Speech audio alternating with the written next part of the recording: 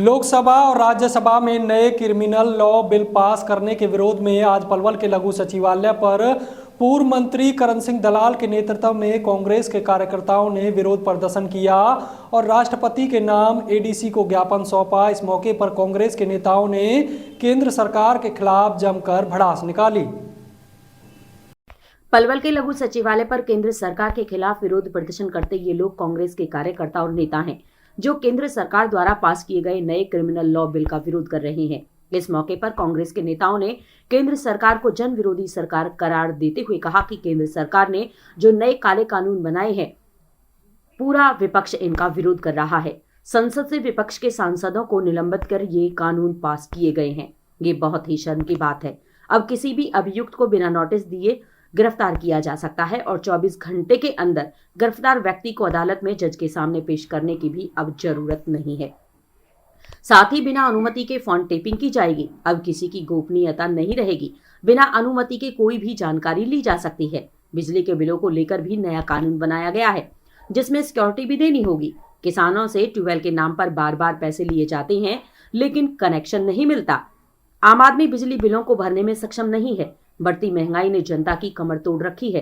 अग्निवीर के नाम पर युवाओं के भविष्य का मखौल उड़ाया जा रहा है। धन के नाम पर देश को बर्बाद किया जा रहा है।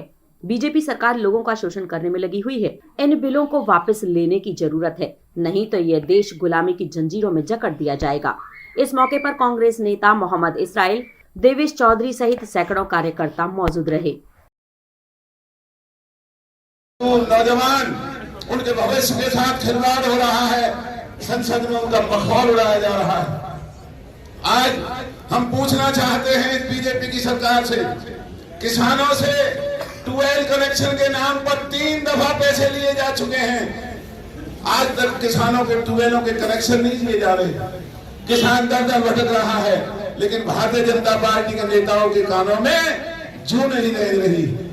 इसी तरीके से पिछले दिनों बिजली के बिल, जो बिजली पहले ही इतना लोगों के घरों में कहर ढा रही थी, गरीब लोगों को बिजली का बिल जब भरना होता है उनका बजट खराब हो जाता है।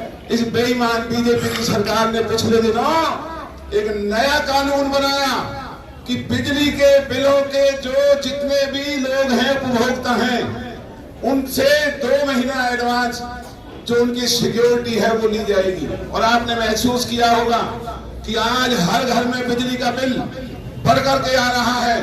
और जब भी कोई लोग आवाज उठाते हैं, भारतीय जनता पार्टी के लोग धर्म की जय बोल करके भारत माता की जय बोलते हैं, जबकि ये बीजेपी सरकार अगर गद्दार है भारत माता की, तो ये बीजेपी की सरकार और ये बीजेपी के कायर नेता हैं।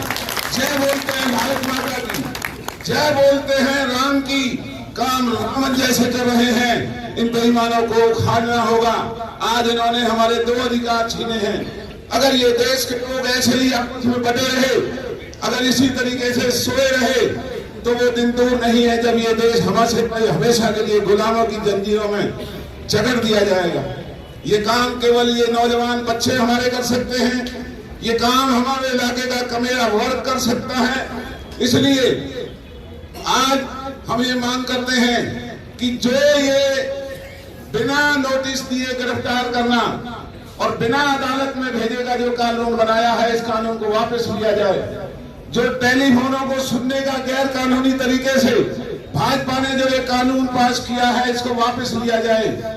जो बिजली के दर बढ़ाई गई है, इनको वापस लिया जाए। जो अग्निवीर के नाम पर नौजवान बच्चों को भविष्य खराब करने का काम किया है, अग्निवीर की स्कीम वापस लेकर के फिर से नौजवानों को फौज में भर्ती करने का काम किया जाए। और जो महंगाई आज सर चढ़ करके देश को बर्बाद कर रही है, जो धनाढ्य व्यक्ति धनाढ्य होता जा रहा है, दुकानदार बर्बाद हो रहा है, किसान बर्बाद हो रहा है, मजदूर बर्बाद हो रहा है, दलित और पिछड़े वर्ग का शोषण हो रहा है। और बीजेपी की सरकार लोगों को शोषण करने में लगी हुई है। देश के अंदर काले कानून पास करना पार्लियामेंट के अंदर बहुत ही शर्म की बात है। आज देश के अंदर आईपीसी, सीआरपीसी के नियमों को, उनके प्रावधानों को जो बदलने का काम किया है, वो शायद आम जनमानस तक उस सच्चाई का पता नहीं है। बहुत शर्म की बात है इस मोदी सरकार के लिए और भाजपा सरकार के लिए। आज देश की आजादी को खतरे में डालने के लिए जो कानून पास किए हैं, आज की हमारी ये सभा मांग करती है कि उन कानूनों को वापस लिया जाए। पहला कानून जो कल परसों में पास हुआ है वो काला कानून है कि जो